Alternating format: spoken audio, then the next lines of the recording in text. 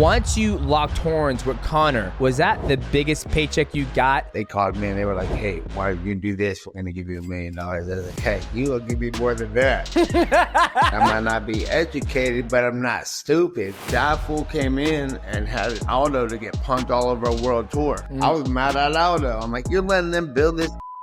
I was like, I'm whipping his ass. We got the Xbox sponsorship too. That was sick. Yeah, them didn't pay me all the time, but it was still cool to rock it though. Hey, you Xbox.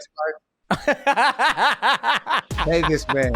I've always wanted to know this. How much weed do you smoke, and does it affect your cardio, your lungs? Yeah, help your lungs because they got me in shape to be smoking weed all day. For two, I need some weed because I like to get high.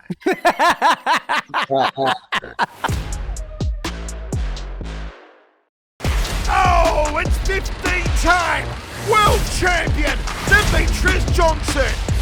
You're listening to the MightyCast. What's going on, guys? Before we get to our guest, Nate Diaz, want to give a huge shout out to our sponsor of the podcast, which is PrizePicks. PrizePicks is a daily fantasy sports game where you're able to make picks amongst multiple sports. Cool thing about PrizePicks is you're not playing against millions of people around the world. You're playing against the projections of what they think is going to happen in the event. And another cool thing about PrizePicks, if you could play it directly from your phone, all you got to do is go to your app store, download PrizePicks, and when you do that, make sure you use my promo code MIGHTY. They'll match up to $100 of your deposit to get you in the game to make the right picks at the right place, which is PrizePicks. Shout out to PrizePicks for sponsoring this MightyCast. Let's get back to our guest, Nate Diaz. Well, another beautiful day. Well, Nate, I'm not going to lie to you. You had me waiting a very long time, and I was going to give you a pass and just let you know, since it's about marijuana, you get a free pass. So, why does it a little shitty bag of weed? I also got a cup with some weed in it, too. I'm in love.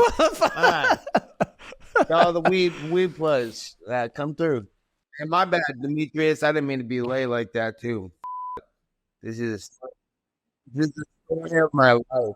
I appreciate Well, I think you should probably get somebody who can, coordinate all that for you, or, I don't know what the driving's like in California where you're at. People there, and I'm uncontrollable. Well, all right, let me bring us in. All right, 3, 2, 1. What's going on, ladies and gentlemen? Welcome to another episode of the MightyCast, and I got a special guest for you guys today, Nate Diaz, 209, the gangster. Nate, thank you so much for giving us the time. It's all good. You were late. You're here now. You got your marijuana. You're ready to rock and roll. You good to go, brother? Let's do this. Okay. Nate, I'm going to start off. I feel the first time I got exposed to you was when you were in The Ultimate Fighter. You have this type of style about you where, you didn't speak much. You kept it cool, calm, collected, and you won The Ultimate Fighter, beating Manny Garbarian, and then you were in the UFC. I'll never forget when you choked Homeboy out with a triangle choke. You flipped off the cameras. You're like, yeah, got you, motherfucker. Talk me through your rise in the UFC when you first got into the sport of mixed martial arts.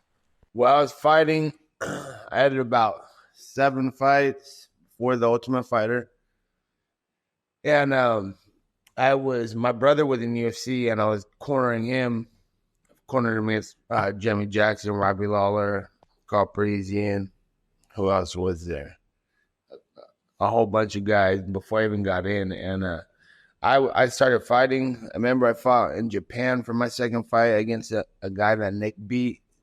And I was supposed to fight the guy. Nick fought a guy named Kojuishi, and he fought him in New Jersey at the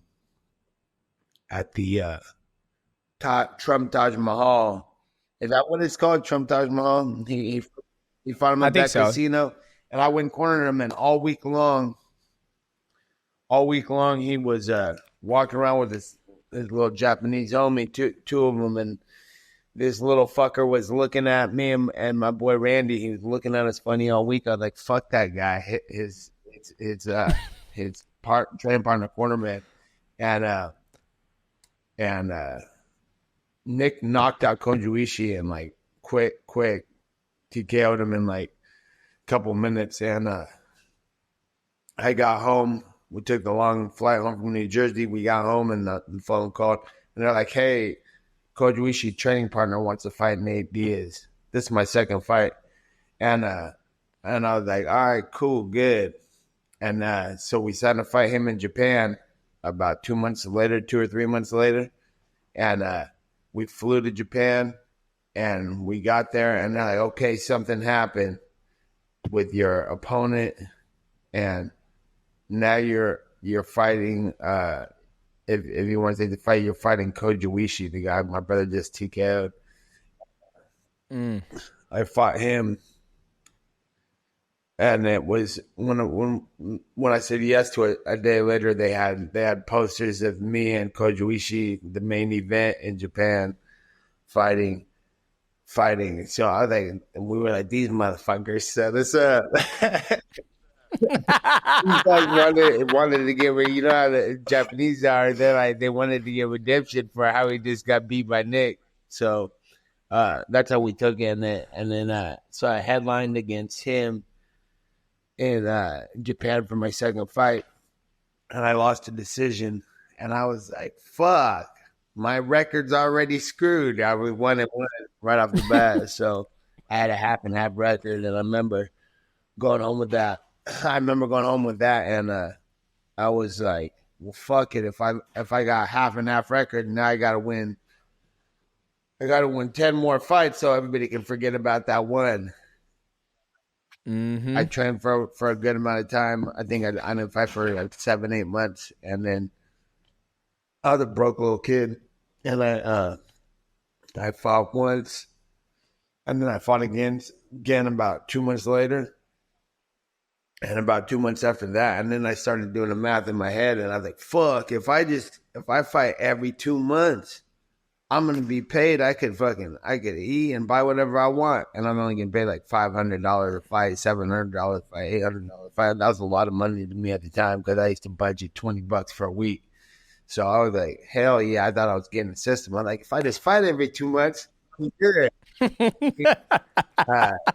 So I was just fighting every 2 months. And I fought 5 times in a row that year. And that was the richest I've ever been. And my fifth fight that year, they called me. They had dropped the lightweight division from the UFC, and at the time there was Josh Thompson, Hermes Franca, BJ Penn, Matt Serra, and those were the guys at lightweight division. Those guys were superstars to me as far as I was concerned. Then they were talking about how the UFC. Dana White was hooked in with the WEC where I was fighting all those times. I fought 5 times that year, and it was in WEC. And then they're like, hey, we want you to fight Hermes Franca for the title. And I was like, Hermes Franca? I hadn't been watching Hermes Franca fight in the UFC, and I was actually like, this guy's dope, you know, because I was all jiu-jitsu and stuff, and he was a black belt. He was in there. He fought entertaining to me. And I was like, all right, cool. So I was fought for the lightweight title in the WC against Hermes Franca, and everyone was like, Dana White's going to be here. Dana White's going to be there scouting the card or whatever. And so I went in there, and I teed off on Hermes Franca, whooped his little ass for a whole round, and then got caught in the armbar. Shit. But I had a lot of respect for the game and the sport, and I knew who Hermes Franca was. He got me an armbar. I was like, oh, shit, I got tapped out. I knew I was only a purple belt at the time. I got caught slipping, and I was like, fuck. So I got tapped out, and I was pissed. I was like, fuck, but I wasn't ignorant. I was like, this motherfucker caught me slipping. So I got caught up in that, and I was pissed. But everybody was like talking about how I whipped his ass for a round. Who gives a shit? I ended up losing, and but Dana White was there, and he watched me whip his ass. And then he called the second I got home. They said they want you on The Ultimate Fighter. What's going on, guys? This podcast is sponsored by VIIA Hemp. Now, VIIA Hemp is a premium hemp product. They got CBD, THC, they even got flower. Now, I know it's summertime. I know a lot of people out there trying to have a good time, whether you're at a barbecue or if you're in an adventure, going on a walk in the woods, and you want to try a little little hemp products. Look no further, check out VIIA Hemp. They got a full line of things that you can try, whether you're just getting into it and you want to try some flower, or if you want to try some gummies. And if you're not a fan of THC, no worries, they got you covered. They got CBD to help you get a good night rest and get the body to a nice relaxation. Now, I've been a professional athlete for 18 years, and for me, sometimes it's very hard to kick back and relax. So sometimes I take some of their CBD gummies, helps me get in that chill mode, get that serotonin going, and just sit back and relax and Netflix and chill. Now, if you guys are 21 and over and you want to check out VIIA's website, look in the description below. And when you go there and you pick out all the delicious THC, CBD, whatever you're trying to get into this summer, make sure you use my promo code MIGHTY. That will save you 15% on your complete order. Shout out to VIIA Hemp for sponsoring this podcast. Now let's get back to talking to Nate Diaz, boys. My coach Caesar called me that they want you on the Ultimate Fighter. They said you ain't got to try out, none of that, because there was tryout for the Ultimate Fighter, I guess, that I didn't even know about. And they were like, "You're on. All you got to do is show up."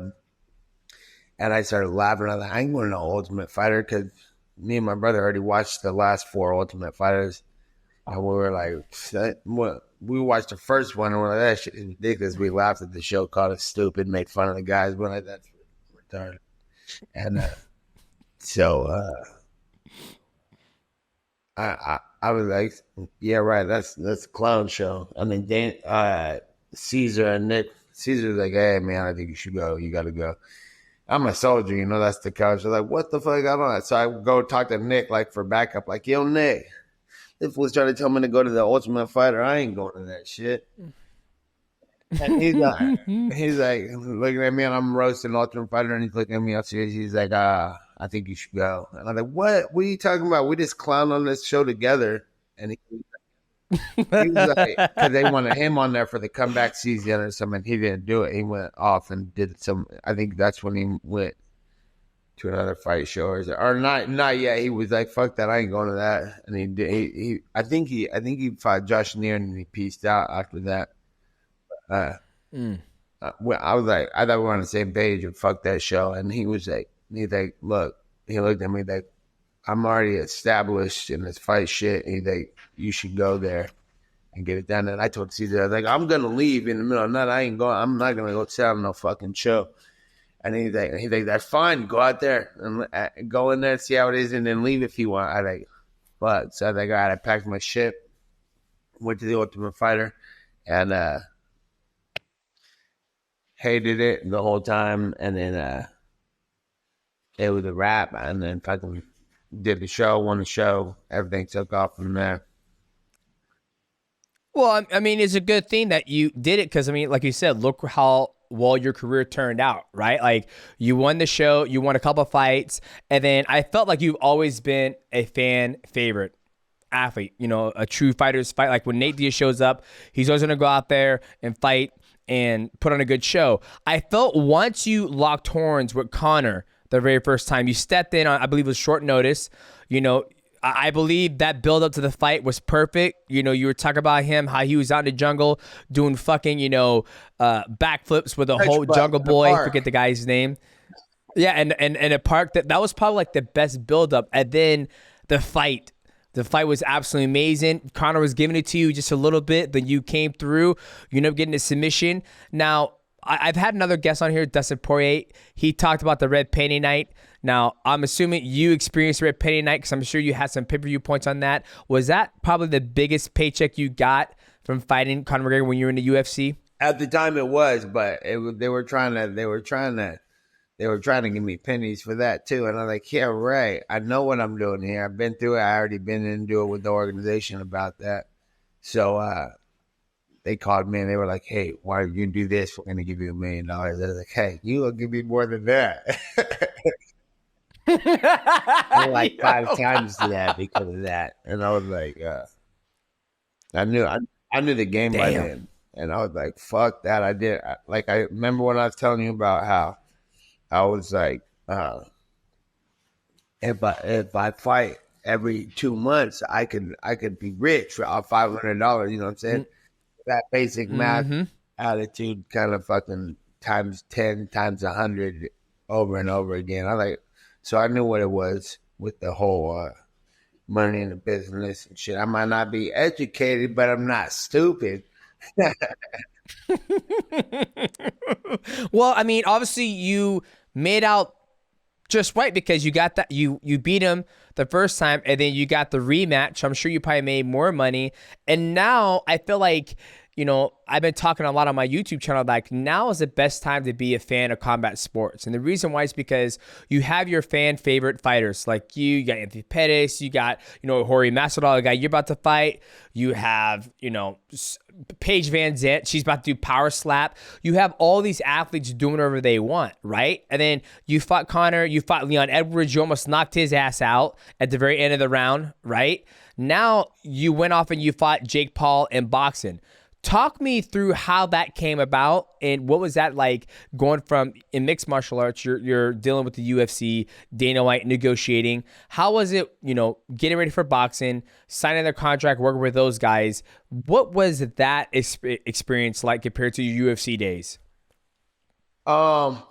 Yeah, the timing was on for the Jake Paul thing. You know, he was getting into the game, and I was getting out. And then as soon as he started popping up too, I was already.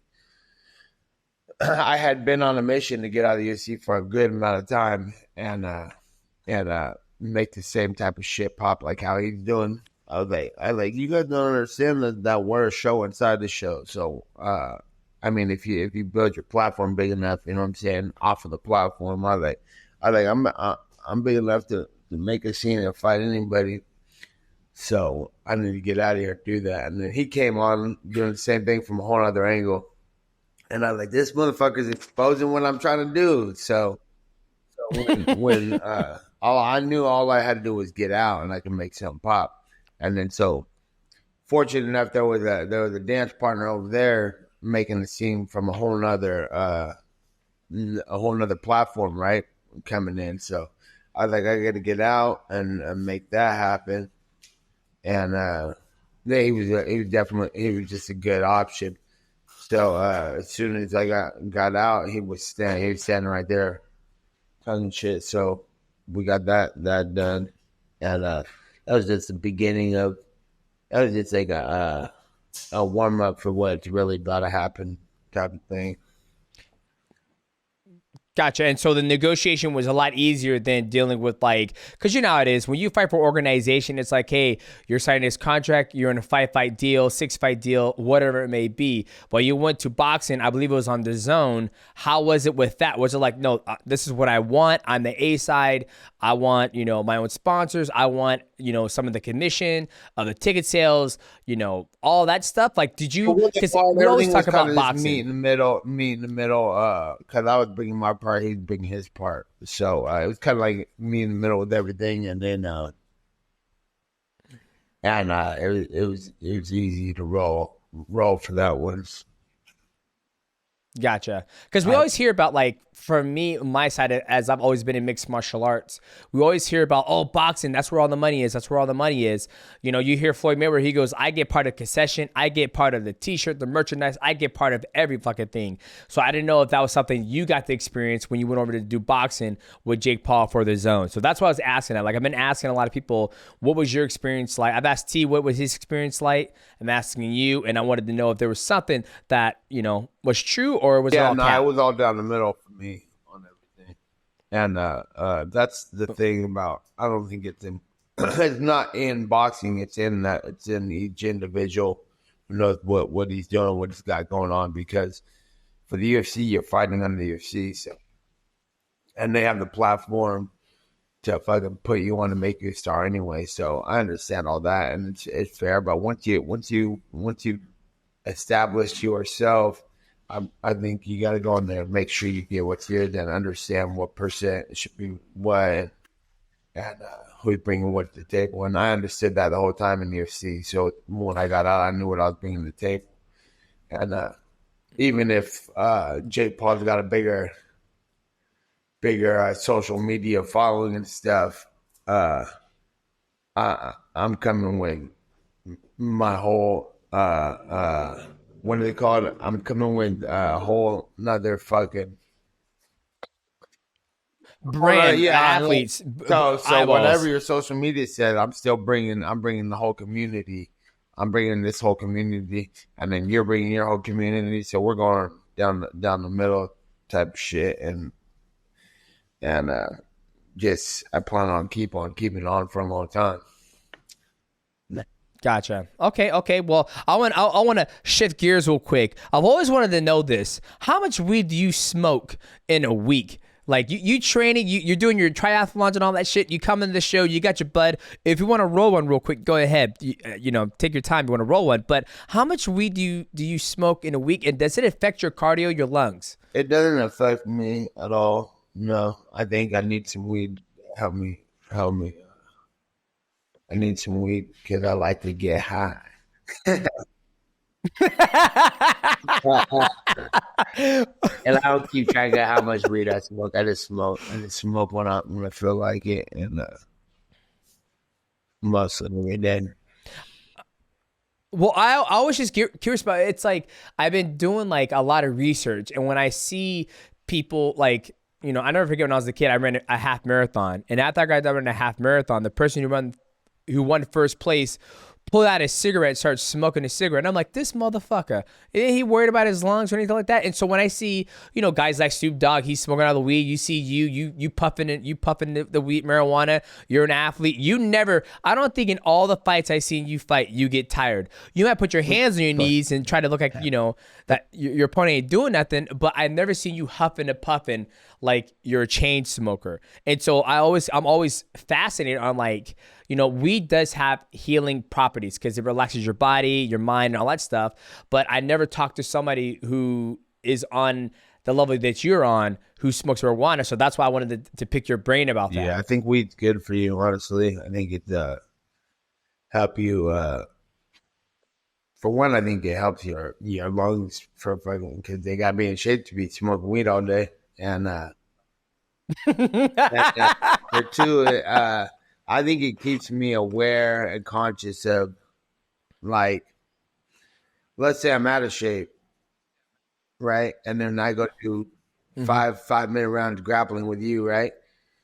If I go in there and go hard, like I'm in shape and I'm not in shape, I think I'm going to be, if I'm smoking weed especially, I'm going to be conscious of how hard I should be going and how I'm treating the level of intensity that I'm attacking with off the type of shape I'm in. So I think it keeps me aware of a lot of shit. Cause I've been in good shape for fights and not as good shape for fights and training. I've been in horrible shape for training and came in, smoked, and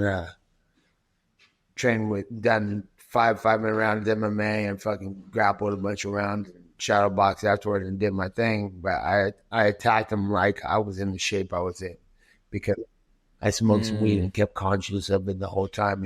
I'm like, I better keep it at this pace because I better keep it at this pace because I was last night kicking it hard.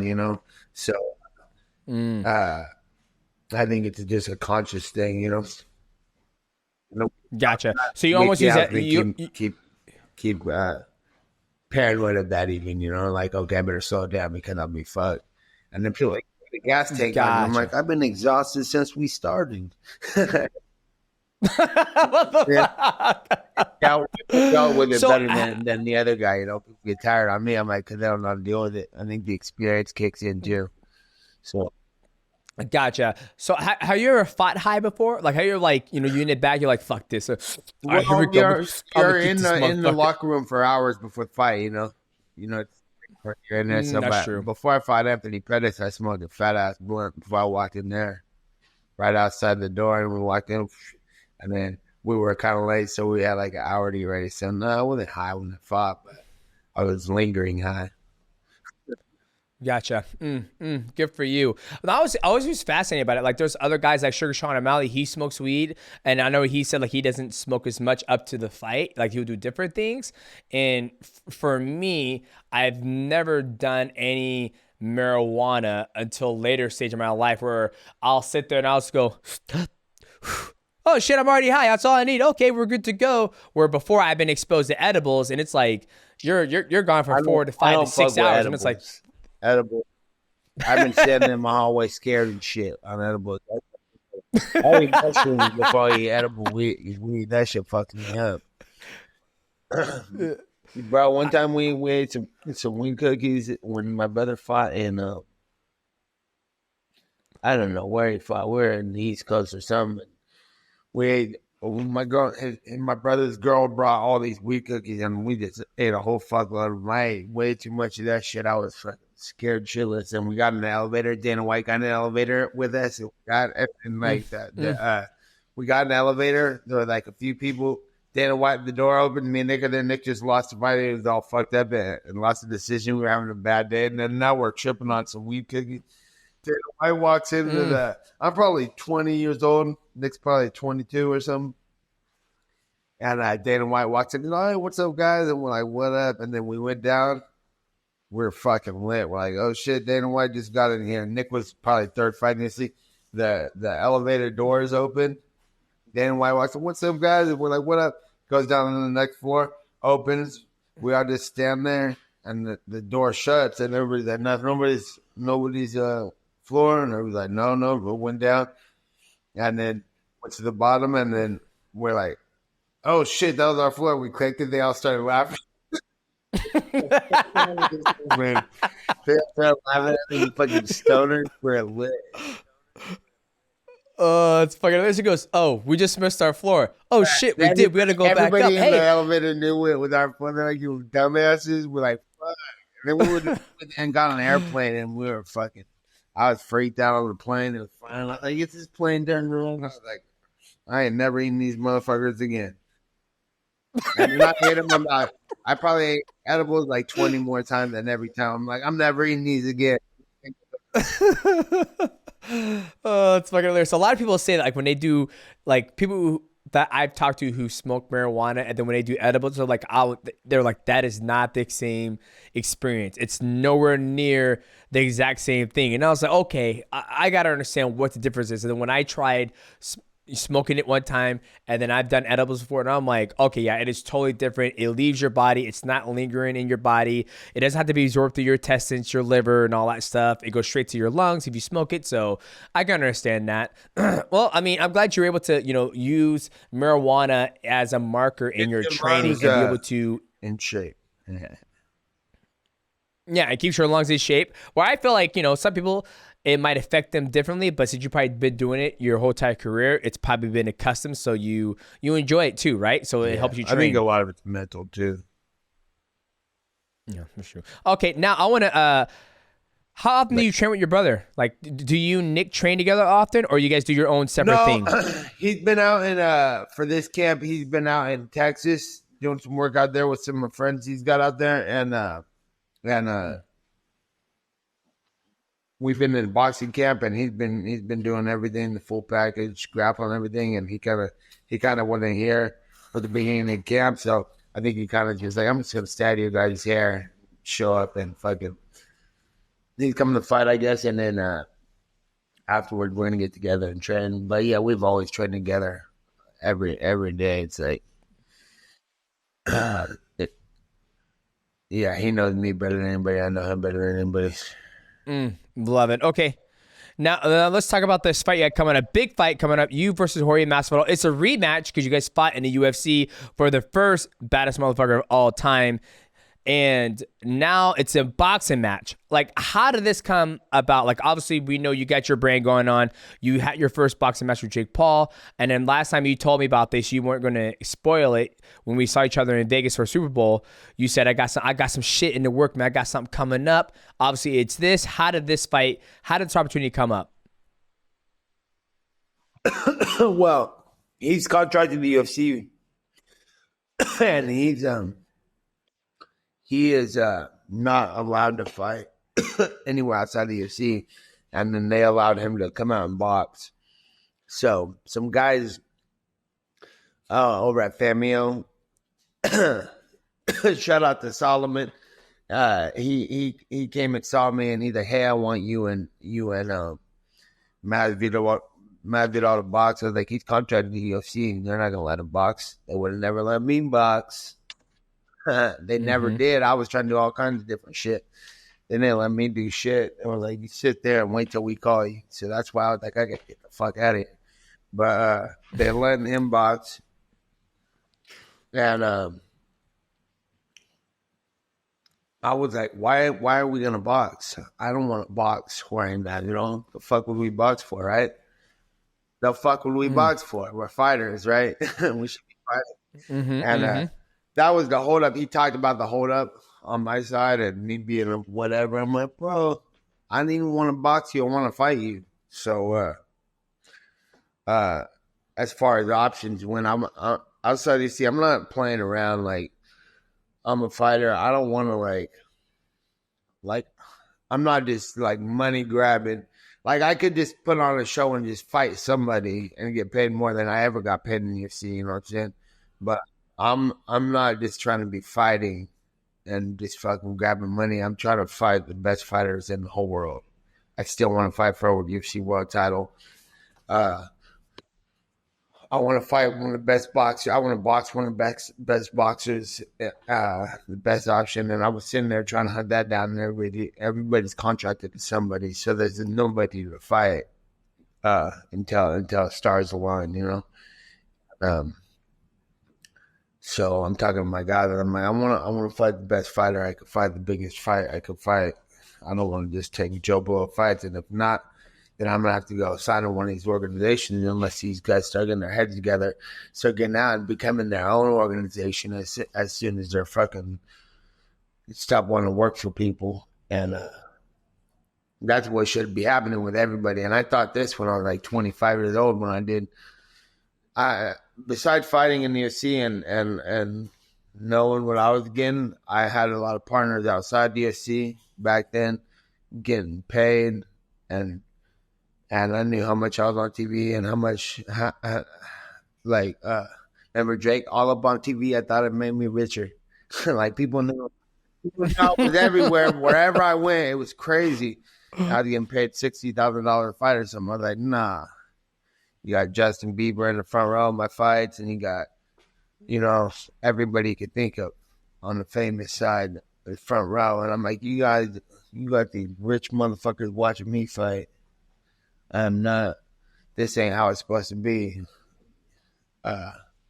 So I was thinking like that then, and now I'm in a position where I say, okay, look, put on the biggest shows. That's what I don't know. The question was just who am I fighting? Masvidal, how did this come out? All that is what happened. I was thinking about all that situation. I'm trying to fight the biggest fighter. I'm not trying to go put on some fake show. Yeah. Masvidal was the biggest name opponent and the best. Well, he got a win over me. He's the best fighter that's able to fight right now. You see, I can fight anybody, but nobody can fight me. You know what I'm saying? They're not allowed. So, I think you hit it right on the nail. I think a lot of people don't realize when you get signed to an organization, you can't just go do whatever you want and what you please. And that's something you said earlier in the show is that when you're in the UFC, you're like, well, I want to fight this guy. I want to fight this guy. I'm trying to stay on track, because if I did the math when I was a kid, if I fight, this many times, I make this much money, then I could just chill. But you're basically a contractor. That note, right? Yeah. Right? Like you're a contractor, so they tell you when you can fight. Where for you, you didn't want that. And now that you're not with the UFC anymore, you did the boxing match with Jake. Now you're still a free agent. You're just waiting for the right opportunity to fight the next best guy.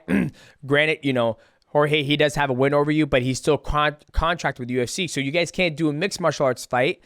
If you wanted to do that, you would have to get back with the UFC, and we all know that's gonna be a 4-fight, 5-fight deal, correct? So for you, this is the best next thing you can do was the boxing match against Jorge Masvidal with Famio, correct? Is that who's gonna be hosting it?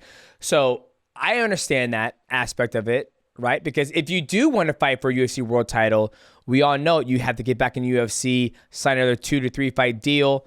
And is that something you're willing to do if you get past Jorge Masvidal, or you're like, nah, fuck that. I'm only signing one fight deal and I want straight gold? I always say that every fight changes everything. Like, just like when McGregor knocked out Aldo on his ass, you're like, all right, well, that motherfucker needs a little ass whip. Then, yeah, but like before that, it wasn't even it was just like this loudmouth little motherfucker, little new guy they're giving all kind of attention to, right? And I'm like, what the fuck? Because I had already been here for 10, 15, 12 years or some shit. And I'm like, and I'm already been trying to get mine. And I know that all my shit had high numbers, like all shit I fought on. And I was like, co-main event, building stars left and right. So I was like, they're trying to build this fool. They're using me to build people. I'm like, bro, that's fucking crazy. I'm going to beat his little ass, but I would beat his little ass big, 145 pounds. I'm not going to go like a bully and talk shit to a small weight class guy. You know what I'm saying? That's not how I can't sleep with that. You know what I'm saying? But then he went on the press conference tour and he started mouthing, I'm the king of all this shit. He's like, fuck you, Cowboy. He started punking Cowboy. Cowboy just got punked. That's what made that motherfucker is that fool came in and had Aldo to get punked all over a world tour. And then I'm like, I was mad at Aldo. I'm like, you're letting them build this. You're like a bitch. I'm like, punked all over the place. He's blowing up, and your fucking ass is making it. You're blowing him up. So like, little shit. And I wasn't that mad about it until later. I was just like, that little fucker.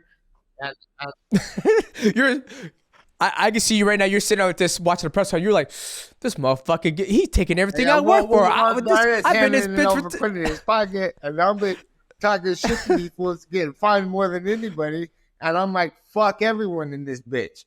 And then fucking he goes to the fucking press conference, starts mouthing off to all the I wasn't even fighting. I was like on a year break. I was like sitting there like, man, I wish there was someone to beat up to make a scene on the best guy or somebody who's loud or somebody who actually thinks he's tight. Because I'm sick of fighting wrestlers who nobody knows and making a little star out of them for them to hold on and win a decision and be scared for their lives the whole fight. So I was like, no, fuck that. I'm fighting. When he talked shit to Cowboy and was like, all the weight classes, well, I'm like, oh, now you're out of pocket. Okay. I was like, whoever I was with, I was like, yo, who's the top 5 guy, top 10 guy right now that I could go whip their ass and get a fight with this little bitch? And then fucking we looked it up, and I think fucking, I can't remember the order, but I watched all the fights, and Michael Johnson knocked out fucking Poirier on his ass and fucking beat a bunch of people and was on a roll and was like top 5 or top 7 or something like that. And I was like, all right, let's get a fight with that motherfucker. And then that was like a triple kill right there, because then when I got the fight on that, the main event was Cowboy Cerrone and Rafael dos Anjos, and I think I had just lost to dos Anjos, and I wanted to whip his ass, and I had beat Cowboy's ass, and I was fucking sick of his shit always. And then fucking I got the fight with Johnson at the co-main event. I don't know about the co-main event. I might have just been main card. I think I was co-main event. I was on the poster. And then that motherfucker was like talking shit before the fight, and I got into him, and I beat his ass. I was like, what, bitch? And then I called out Conor because he just ran this fucking train on the whole everybody. Punked everybody at the press conference. Do you remember that? I'm the money fight in the male shit at all weight divisions, so fuck everybody else up here.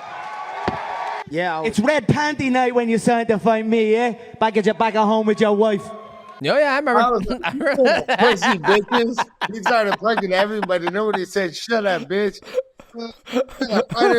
In your hands, tell that fool he's a bitch and sit the fuck down. And nobody did. I was like, I'm whipping his ass. That's who I'm fighting. And then what happened? Dang. You're not fighting him. So basically, you kind of orchestrated. You sat there, you're like, I'm gonna get this motherfucker right here. I'm gonna work my way through everything. I'm gonna fight Michael Johnson, beat him, and then I'm gonna call him out. So you basically sat down. You had a plan, and you executed it, and you ended up winning that fight. So it was all pretty much orchestrated through your mind. Nice. He said, "Yeah, nice." Do you have your own strain of weed? No, I don't. Why not? That's just a lot of shit. I'm like, I don't want to sit there and grow the weed and smell it. I'm sure you got people who could do that for you. You'd be like, hey, this is what I like, the indica, and I like a little sativa in there too. Put some of that blueberry crush in there as well. I also don't like one kind of weed. I'm sure I will with time, but just hasn't happened yet. It's been on for a long time. Everybody fucking wants to do something. I'm like, damn, I don't know what to do. Well, I'm pretty sure you're a good ambassador for cannabis and marijuana. You're like, look at me, I'm beating motherfuckers at a high level. I'm smoking all the time, running these triathlons. He goes, smoke my weed, smoke 209 Diaz weed if you want to live long and compete like a champion. There it is. There's your slogan right there, man. I could be your slogan, man, if you want. Okay, so we got the Jorge Masvidal fight going on. Now, you've been doing this, how long you been in the game for? Like 15 years, 18 years? I think it was 17-year reunion the other day from when I won the Ultimate Fighter. I've been fighting since I was 2004, and I was in the UFC in 2007 before all these motherfuckers. I've been in the UFC before all those motherfuckers. Damn, you know they should have done? They should have done a yearbook. Every year, a yearbook for like everybody take like a little 2004 picture. or 3. You. I started fighting in 2007. I graduated high school in 2005. I was watching you. When I was growing up, I was watching you. Like, you were one of the guys I watched, you and your brother. I remember watching your brother knock out Takani Gormy with Gogo Plata, I believe it was. Gogo Plata. I remember seeing you knock motherfuckers out and submit him. And, you know, just you guys had a style of like you guys came to fight, right? You guys will come forward and you guys would absorb a lot of shots, but you also give a lot of shots, right? And then nobody would dare wrestle with you guys, right? They take you down, boom, you get your guillotine, you get your triangle, you have a very active guard. So you guys had a style where it's like you will cross the distance and get into void, put the pressure on your opponent. So you still do this to this day. And then when they would shoot, it was only a matter of time till you submit them. So I grew up watching you, so you've been in the game a lot longer than I have. Yeah, but you've been doing your shit too. That you had some tough fights. Who are they you shocked up in the armbar with that Ray Borg or Ray Borg, yeah, who I threw up in the air. Ray Borg, yeah. I've been being out with people forever. That's crazy. Yeah. So you've been in the game for a long time. Sponsorship too. That was sick. Yeah, the motherfuckers didn't pay me all the time, but it was still cool to rock it though. Yeah, fuckers. Yeah. So what did you do? Fuck you, what did you do for? Hey, this man. Oh fuck!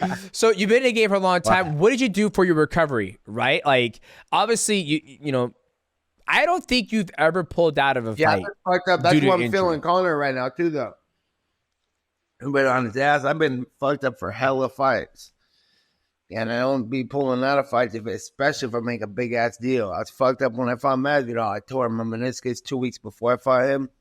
I couldn't even hardly walk in that fight. I didn't even know I tore my meniscus. I found that out after, but I was training, and I was like, dude, I could hardly even walk. And I was like, hell no, we're going here. It was Madison Square Garden, headlining, and fucking Donald Trump came through. I think that was the first president ever been at the UFC, and I'm like, yeah, right, I'm going to that fight. And I went in there and fought that. When I fought fucking Dos Anjos, I had a fucked up rib. Well, I think a lot of the athletes, they do fight fucked up. Like, I never forget when I fought in WC, Antonio Benuelos, he had a broken hand, and he was like, shh, my hand's broke right now. And he goes, I'm trying to get on that motherfucking fight night insurance. As for all the viewers out there, to give you guys a kind of, you know, inside scoop, is us athletes, when we get ready for our fights, we're going through a training camp. We suffer injuries through that training camp. But as an athlete at the beginning of the time, we didn't have health insurance unless you had, you know, self-employed health insurance. And so, but when you would fight on fight night, anything that would occur on fight night would be covered under the UFC or Zuffa or WC's insurance. So a lot of athletes would go into fights with broken wrist, broken hand, broken rib, and then after they would fight, the doctor would be like, hey, what's wrong? Do you feel okay? And everybody would be like, my back hurts, my wrist hurts, my ankles hurt, everything hurts. And then all that stuff would be covered under their insurance. And so that's why, I want to give that little context of it. So, but from my memory, you never pulled out of a fight. You've always been, not healthy, but you've always shown up to a fight. And what do you do in your recovery leading up to fights, right? Or is it just, you sit back, you have a nice drink, some marijuana, and you just fucking run? Yeah, no, I train. I just keep training. I train all the time. When I get done with fights, I train, and then I'll hit the... If I stop training, I get more fucked up than if I do train anyway. So I just keep training. And you got to do recovery workouts, and I ice bath and sauna. Hot tub is great too, but that shit would be my main shit. Ice bath, sauna, recovery. That's what I love doing. I love doing the ice barrel in the sauna. I didn't start doing the ice barrel until I fought Rod Tank. Once I started doing way more Muay Thai sparring rounds and just kicking and the shins and all that stuff, I was like, I need something to take the edge off. So I'll jump in the ice barrel, sitting there for 5 to 6 minutes, 45 to 48 degrees, and then I'll get out of there. I'm like, okay, I'm ready for tomorrow's sparring. Let's get it again. Or if you're not ready, you just hop in that bitch. Exactly. Yeah. I got an ice machine in my house. In the bucket. One of them fucking big old barrels. And I was like, bro, fuck. It was so convenient because I'd be in camp. I'd be like, fuck. It was just like always. I do not want to go train right now. This is horrible. And and it's like, I got to be there in 20 minutes. I'm like, I'm hopping in that bitch right now. I'll do 10 minutes. Hop out. Fucking jump in the hot tub for a second, go shower up and go to the gym. I'm like, okay, I'm away. I like shock myself back to life. Yeah. Starter, finisher. Yeah, a lot of people say they love it, right? I've never done it before I train. Like, there's one guy at my jiu-jitsu gym who's done it before he trains. He goes, dude, it feels 1,000 times better. It's like I got to warm my body up, and then my endorphins and my mind is just a lot sharper instead of when he does it afterwards. Getting in rhythm before you're even there sometimes. I like. I'm about to try that one day. Okay, on a couple more questions, I'm gonna let you go back to your day. Now, what would you say is the difference between the training camp between mixed martial arts and a boxing match? Right, like you've always done MMA fights. Now, sorry, but yeah, no, you good, I just it's a lot. It's hard to say. It's hard to say because boxing is a rough fucking sport, but it's more low impact. Fucking less wear and tear. I don't have to fucking kick the fucking kickbox and fucking banging my shit up and grapple and tangle myself up and wrestle all day. I'll be all fucked up, walking all silly and shit, training for MMA fight. But at the same time, boxing gets a little stagnant. I'm like, yesterday I was like, I kind of took a recovery day. I worked out, rode my bike for a minute, and then I fucking went back to the gym later and did workouts and shit. And I was like, fuck, I should just go grapple. I should just go to jiu-jitsu class right now. And I was gonna go, but I didn't go. But I was like, should have went to jiu-jitsu. It gets boring. It gets more boring trying to just. I'm like, I'm sick of this. I want to grapple with these motherfuckers right now. Fuck. So. Well, I mean, that's your natural. I mean, I feel like that was always your greatest strength is your Brazilian jiu-jitsu. And I still have been, but it just narrowed down a lot in the last couple of weeks. I've been like, yeah, well, because you get ready for a boxing match. After I fought Jake Paul, I thought to myself, I was like, I knew it. I just did camp at fucking. I have fought Jake Paul, and the whole time right there, I just boxed. And then as soon as I was done. I knew it. I was like, I should have been grappling. I should have been fucking doing some kicking just to fucking so I was moving right because I move different when I fight in MMA. And I was like, I should have been doing all my shit. And then I realized from that fight that jiu-jitsu, people do like, and one thing I never did, really, I always run and I always work out and I always go work out with people. Like I'll go do CrossFit with somebody and I'll go do this. I'll do a little bit of everything whenever people are doing. I got my boys. I'll go run the tracks. We mountain bike, and I'll be like,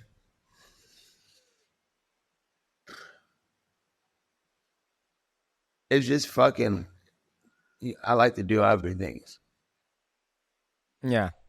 Well, I think like for me, when I would get ready for my jiu-jitsu competitions, what I was saying was when the like out of all those things. Sorry to interrupt you, but I was like the jiu-jitsu and the kicking and all the other stuff. That's all strength and conditioning. I don't need strength and conditioning. Yeah. Shit, hold the ball. People are always doing that for the warm-ups, and that's cool if that's what makes you feel better. But I'm like, bro, I ain't got time for that shit. Because you got to do so much shit. Jiu-jitsu, kickboxing, wrestling. You know what I'm saying?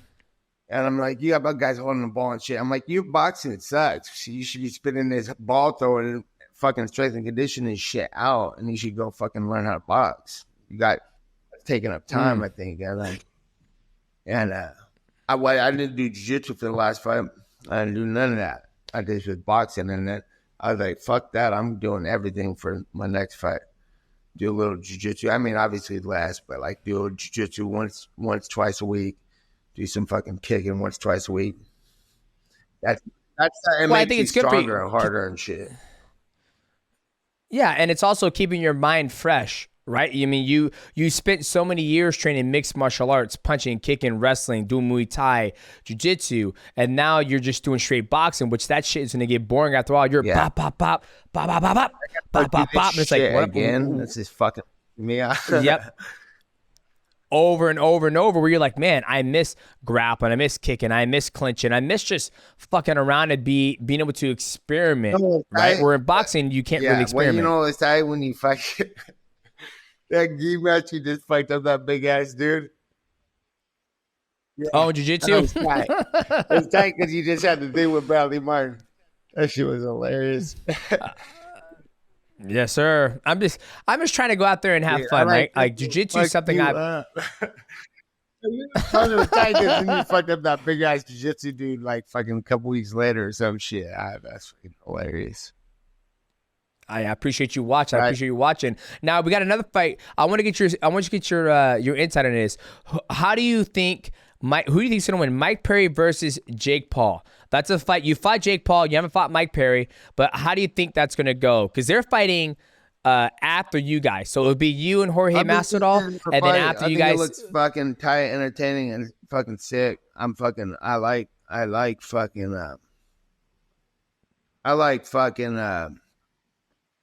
The fuck's his name? King of Violence, Perry. Mike Perry. That motherfucker is hilarious. That shit is fucking Dude, Mike Perry is good. He comes forward, he gets in your face, throws lots of fuck combination, and he lets it be known. He goes, "I'm being your face all fucking day from the ring when the bell rings until the bell ends. I'm being all in your shit." Fucking funny. I just watched his podcast with you. That shit is hilarious. We just did another one with him, so I hope you watch that one. It's a good one. That's an old one, but we just did another one with him. That's gonna be coming out after your fight. It'll be coming out. That's it. So that should be a cool fight. Mike Perry and fucking that needed to happen. You know what I'm saying? That's cool. Well, I think you kind of led the way, right? I mean, you and Mike Perry are kind of like, you know, the trailblazers for this shit, right? And even Tyron Woodley, you got to give him some props too, because it's like you guys got out of the UFC. I saw Tyron Woodley get his ass whooped on Cobra Kai. Well, I think that was choreographed though. That's choreographed. That's staged. Okay, it's a little different. Lost. He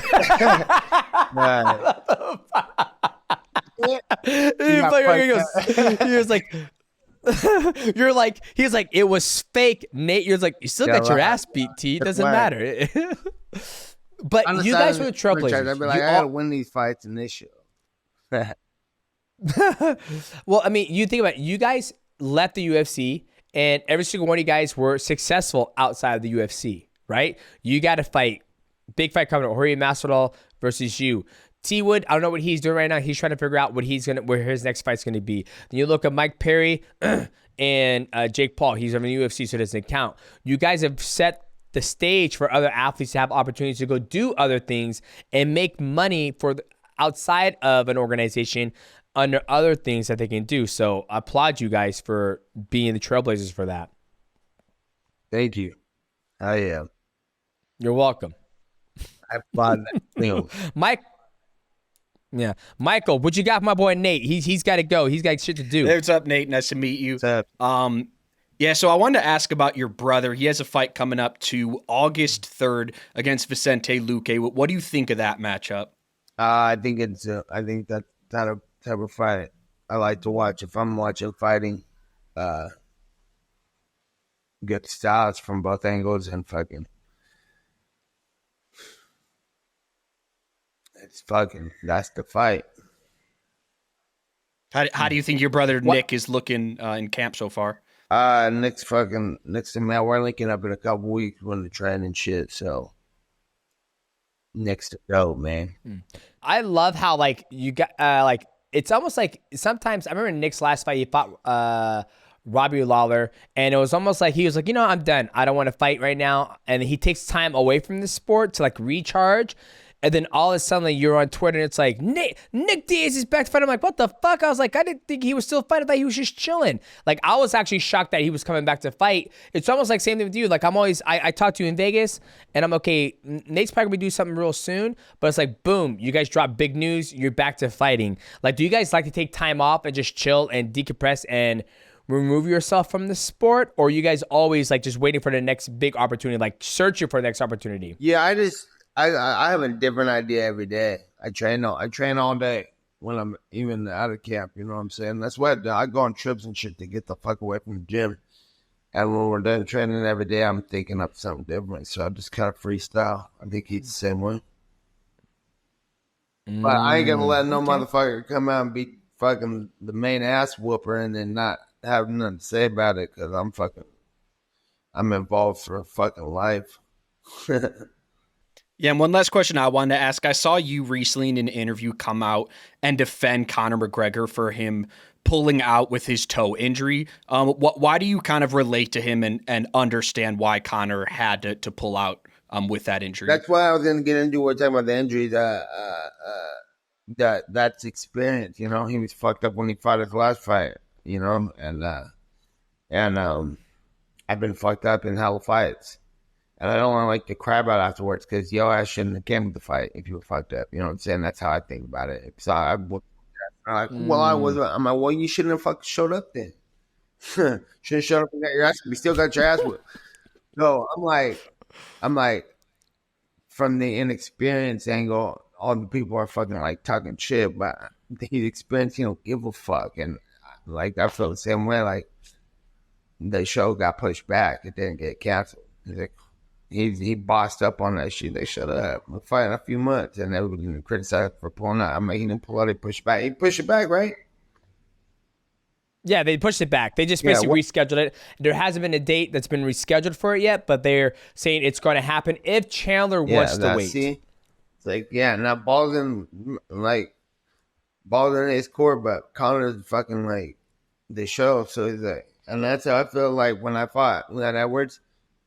2 weeks, I was training so good for that fight, and 2 weeks before it, I got cut. I got cut on my chin, and I fucking had to, or I had to cancel my fucking. I had to cancel. I was stressed out. I'm like, fuck, I ain't trying to cancel this fight. It's in 2 weeks though, and I'm fucking split. I like that fucking sucks, and I stressed out for about 10, 20 minutes, like. I like, bro, I ain't pulling out of the fight. When I'll just get stitched up. I'll go fight this motherfucker, right, or whatever. And it was kind of fucking hectic for a minute. And I was like, fuck that. Call the UFC and tell them to push it to. I looked at the card right there. I was like, tell them to push it to Arizona a month later. I tell them to push it to that. I like, I can't go like this. I'm gonna lose. Fucking right off the bat, this shit will split open, right? So they call these motherfuckers, and they're like. They hit my guys back and were like, so what's up? Does he just doesn't want to fight or what? And they're like, nah, he just got cut. He just got cut. He wants to push it to the next show. And they push it to the next show. I was like, thank God. Because I didn't want to be pulling out of no fight. You know what I'm saying? Mm-hmm. But the whole shit, though, was like all good. Like, they were not tripping because they wanted the fucking boss to fight. You know what I'm saying? They're like, what is pushing here or he ain't gonna cancel? It was just a little pushback. Wasn't like I was pulling out at fucking like that experience was like, damn, I could have pushed a bunch of fights back. You know what I'm saying? You're like, oh man, my ribs are pushing back another 6 weeks. So now before you just jump to conclusions and start being like, he's hurt, fucking pussy. It's like, bro, he lost his last fight because he went in there like a G and he was hurt. And he fucked himself up. You know what I'm saying? That being a part of it, he shouldn't have showed up though. He showed up though. but now he knows. You know what I'm saying? And now I know. That's you know what I'm saying? So it's like when people are like, well, I'm like, oh, you shut up and sit down. Got a real injury. You know what I'm saying? Yeah. Well, it's the hardest thing because obviously, you know, I remember I watched somebody said like old Conor would beat new Conor. And it's like, well, when you've had the experience, like you just said, he's won in a fight. You've gone into a fight injured before and you're just fighting, you're fighting injured. Right, you can't perform to your best ability, and so when Conor fought Destin last time, and he had that injury, and he stepped back and broke his leg. He has PTSD from that, so he has a broken toe. Where he's like, I've already been through this before. Why would I? He is in a position where he doesn't have to go through that, right? Like if it was probably broke Conor's like, I'm not going back to fucking food stamps, and I'm not going back to the unemployment line. I'm going to go out there and fight. But now that he doesn't do that, he gets to pick on his term, just like you do.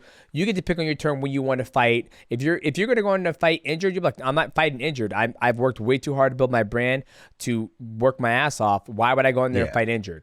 For sure. No, I understand. Are we getting that trilogy, Nate? Yeah. You versus Conor. If you had to guess, you think you're going to get that one day? Conor, I fucking ripped the cartilage in my rib. I can't even fight this motherfucker. Fuck that. I'm not going. You know what I'm saying? I'm that shit. Mm-hmm. I was fucked up in that fight. Yeah, we're fighting a third time. Second one wasn't fair. Hell yeah. And I still think I won, dude. We all want to see it. I'm just speaking from a fan's perspective. 100%. I'm fighting all these motherfuckers again. They don't fall off and retire. Everybody leaves. Everybody's gonzo. I watch everybody's career go by. They'll be coming in fucking years after me, and then they're like, I'm tired, and then they act like an OG or something. I'm like, you brand new. Fucking act like an old retired OG. Well, fuck. Who was it? Some people like talking about me, and they're like, oh, I'm like, bro, you've been in your seat hell year. That's me. You talking like you're some type of fucking coach or some shit, what I should be doing. I hate when fighters that analyze do stupid shit. Bitch. Hey, don't be hating on me, dog. I be analyzing all types of motherfuckers. I like Chael Sonnen. Chael Sonnen's hilarious. He's great, got a great. And some fucking suck. Like, shut the fuck up. Hey, I tell you right now, I'm not the best fighter in the world. I make mistakes. I have deficiencies, and I have some very strong weaknesses, but strong strengths. But when I try to break down the fights, I try to break it down in my mindset, how I would approach it, and what I think is going on in the fight. So please don't be coming at me and slapping me when we see each other, because I don't want to have to fight you in Vegas. I want no problem with my mess. Okay, sounds good. Sounds good. Now, Nate, this is your opportunity to let people know where they can find you. I appreciate you coming on the MightyCast. Where can they find you, and how can they support you, brother? I'm at Nate Diaz 209. Is that what you mean? Yeah, come through.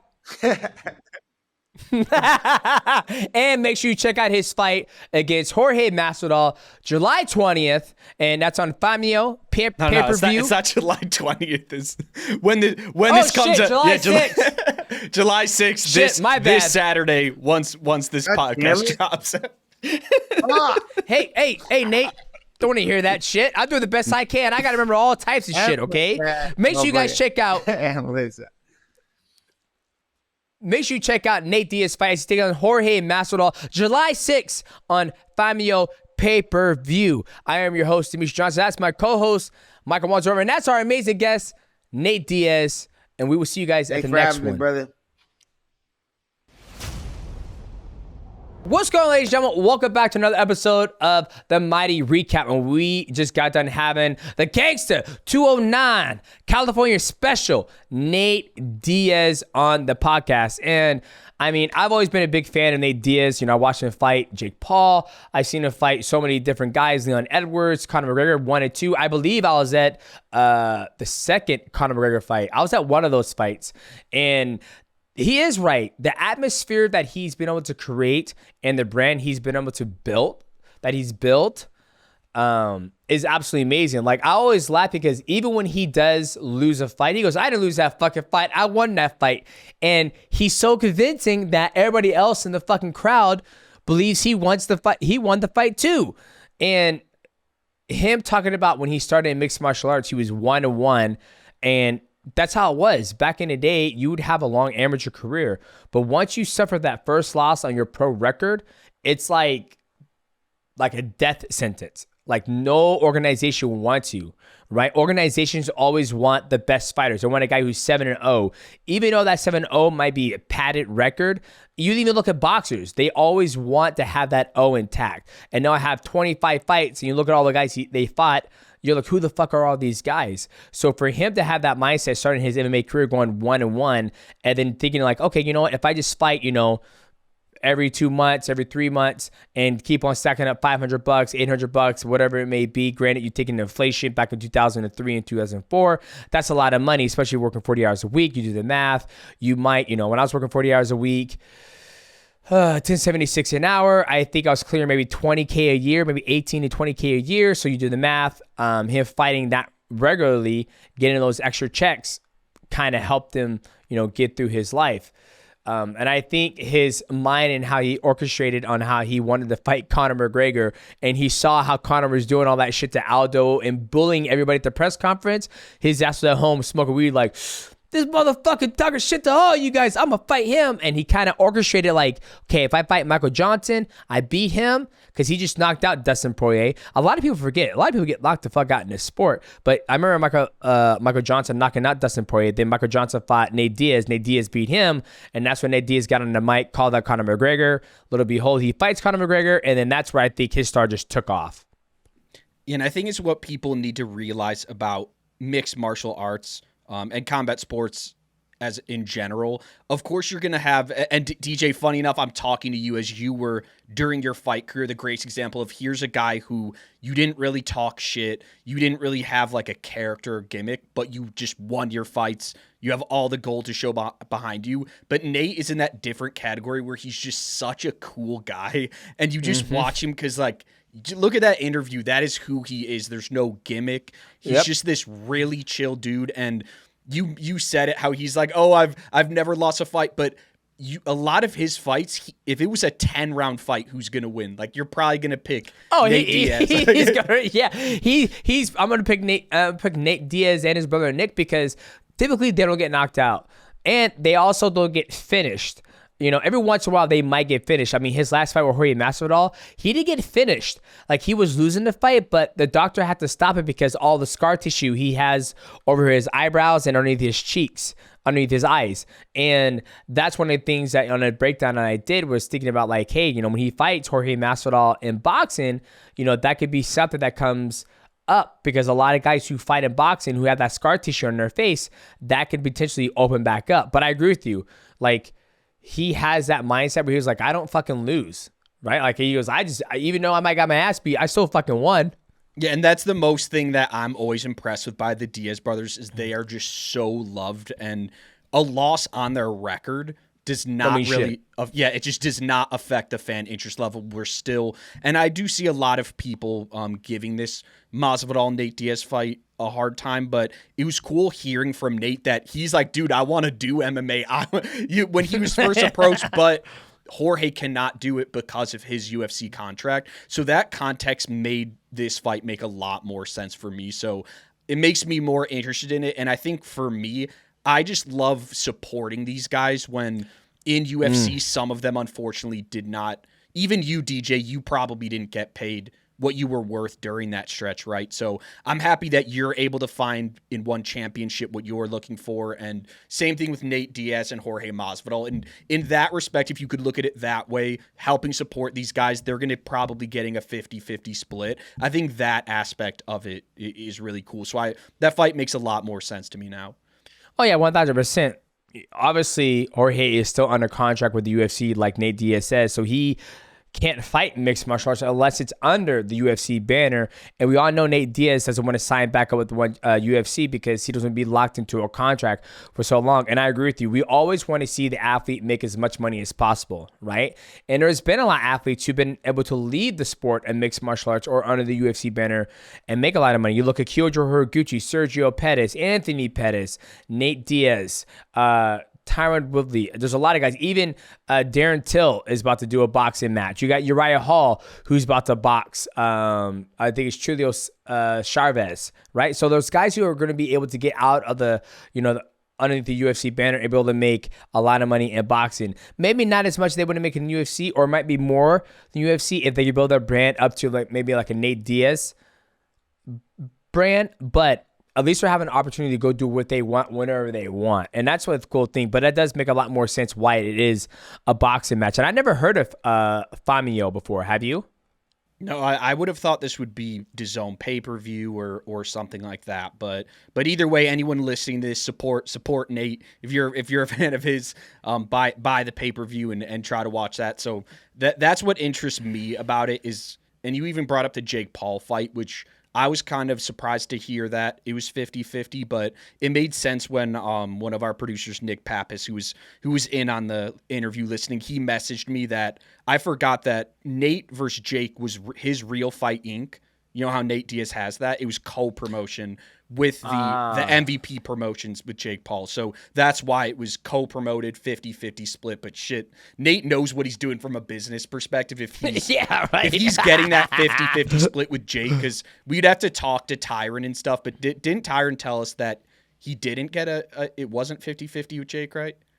I'm not sure, but he said it was the most money he's ever made before. Okay, so maybe I am wrong, but that's the aspect I find cool is, okay, maybe Nate Diaz versus Jorge Masvidal in boxing isn't for everyone, but it is cool if you look at the rev split and the analytics of if you're going to pay your however much this pay-per-view is, let's say it's $50, way more of that is going to go in the pockets of Nate and fighters. Jorge than UFC. Like if you pay your $70 for a UFC pay-per-view compared to this, way more of it will, go in Nate's pocket. So I find that cool.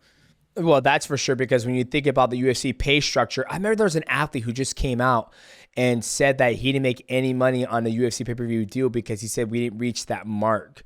I can't remember who it was. No. Mike Perry just said in our interview with Mike him, Perry, yeah. He said that with bare knuckle, with the Luke Rockhold fight, it didn't hit the minimum for him to get pay-per-view points. Exactly, that's what it is, and that's across all the board, right? Like that's how it is. Obviously, we don't know about boxing, right? But we know in mixed martial arts, I know from experience because I've had pay-per-view points on my contract, and I've talked to Aljamain Sterling, who's had it on his contract before.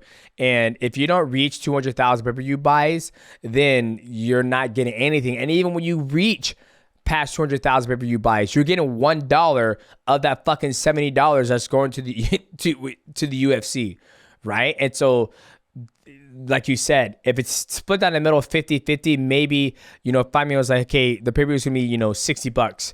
We keep 10, and then you and Jorge split 50-50, right? So $60, 10 goes to Famio. So $25 goes to Nate, $25 goes to Jorge Masvidal. That's a better split than you're going to get in any bare knuckle fighting, or probably even in the I know goddamn well it's more than the UFC.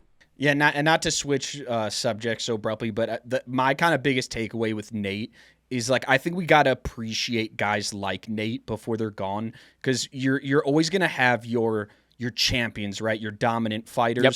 But then you're going to have your guys like Dustin Poirier, Justin Gaethje, Max Holloway obviously was a great champion, so maybe he doesn't fit in that, but just those guys, you could look at them and be critical of them and pull up Nate Diaz's record, and I'm sure he has a record of like 20-12 or something in MMA, but I think you just have to ignore that and be like, dude, I just love seeing this guy fight. I love the build up to his fights. Mm-hmm. I love his post-fight promos. So I'm able to look past, like, some fights give me Islam Makhachev versus Alexander Volkanovski, the pure technique and greatness of it, but then also give me, what Nate Diaz has to offer, which is I'm going to put on a show every single time. Yeah, like when that build up to the Conor McGREGOR fight, the first one, Jesus Christ, that shit was probably the best press conference material ever. Like when he said, "You're out there doing fucking games," I said, "Doing ninja shit and playing with balloons with your little jungle butt buddy." Oh man, he had me fucking rolling. And then Conor has some good clapbacks too. So just that whole vibe of him going through the sport of mixed martial arts and now traveling into boxing and bringing that same bad boy 209 Stockton Nate Diaz. I'm a fan of it. I love it. Each time I've ever seen Nate Diaz, I saw him at Disneyland one time. Me and my family, nothing but love. Saw him and his girl and his boys at Super Bowl in February, nothing but love. And we're chopping up a little bit. And yeah, like you said at the beginning of the Mighty Recap, what we just saw with Nate Diaz, that's how he is in real life. That is not a front. That's not a show. That's how he is. He's super chill, calm, collective, and he loves to fight. He loves the sport of mixed martial arts, and I truly believe he's passionate about the sport itself, and he's passionate about athletes building their brand and be able to do what they want to do and work for themselves. And that's why I have to commend him on like being one of those guys who left the UFC and started doing his own thing, making money. Yeah, before we go, we touched on Conor McGregor versus Nate Diaz 3. How badly do you want to see that fight in UFC, and what are your early thoughts? Oh, man. And if we see that matchup, let's say within the next 2 years, what that might look like? I don't know if we're going to see it in the next 2 to 3 years, man. I mean, Conor's getting older. I mean, he's 35, so in 2 years he'd be 37. I know Nate's getting older too, so... I just find that Nate is your age, so that like I'm 37. Yeah. I'll be 38. Sorry. Then he is a little older than you. I got that. Yeah, he's older than me, right? So yeah, he is. I mean, imagine in 2 years he'll be 40, 41. And Conor, I think Conor's like 34, 35, a little bit younger than me. So I don't know, man. I think if it's gonna happen, it's gotta happen soon. Like it can't be prolonged. And Conor, he's like Conor and Nate are like they're like unicorns. We love to watch them fight, but it's so rare we get to see them fight. I feel like that's how it is with all the athletes. Right? You got a guy like Alex Pereira who's fighting so often, and he's amazing to watch fight. But back in the day, if you want to watch Dominic Cruz fight, it was so rare. If you wanted to see Jose Aldo fight, it was so rare. Like, and I feel like Nate Diaz is one of those guys where it's so rare to see him fight along with Conor McGregor. So, I mean, I'm here for it. I'll love to see a trilogy in the Sphere. I'll try to get fucking tickets. Yeah, no, I mean, that's my thing. Like, I would, as I said, is it going to be for the UFC lightweight title or welterweight title? Of course not. But I would rather see that as a main event, as you said, of this Sphere than many other UFC pay-per-views we're probably going to get in the next, 1 or 2 calendar years. And speaking on that, you just brought up like an old memory of mine. A thought is like, I'll never forget where Conor and Nate fought for the first time. And it was probably like one of the most buzzed about fight. And that's where it really changed my mind about like the belts. Like and at this point, I don't know how many consecutive title defenses I was at, but it made like a thing. It kind of put on a chip on my shoulder, but not really. Because it was like, I felt like, as always, the champions in the sport of mixed martial arts should be paid the most. Because you're the best in the fucking world. And even though you're the best in the world, it doesn't really translate over to pay-per-view buys, and you don't get paid as much. And so for me, you see these two guys go out there, and they're not the champions, and they make all this money. And I was like, damn, man, like, it would be nice to be able to have a paycheck like that while being a champion, have that much buzz and people, getting excited to see you fight. I'll never forget that. I remember I have to go look. I think it was the first one. I think I was there at the first one because that's where fucking, it was the first one because I remember all the Irish fans were so pissed off afterwards. And they're like, I can't believe it. They're in disbelief when he lost. But yeah, I think it was a great podcast. I think it was a great episode. I think it was a great guest. Nate Diaz, he doesn't do much interviews. So it pained me that I missed it, but he was very late to the interview, to be honest. But the best part was right when it started. He's like, "This is why I was late," and it was right before I hit record. And he just pulls up, like, puts weed. He's just like got all this weed, And I told myself, I was like, you know what? If he doesn't show up, it is what it is. I thank him for giving me the opportunity and messaging me and letting me know, like, hey man, I'm being a little late, but I'm glad it was marijuana because I gave him that excuse. I know he loves that shit, so it is what it is. No, we're super grateful for his time. I mean, he talked to us for over an hour, so no, it was more of just a funny thing of like, I wish I got that because it was perfect. Just pull it up. That I would expect nothing less from Nate Diaz, so it lived up to the hype. Exactly. All right, ladies and gentlemen, that is it for the Mighty Recap. I am your host, Demetrious Johnson, and as my co-host, Marco Wanzover. Now, ladies and gentlemen, if you enjoyed this episode of the MightyCast and the Mighty Recap, leave a comment below and let us know what was your favorite part of the episode. We will see you beautiful people at the next episode of the MightyCast.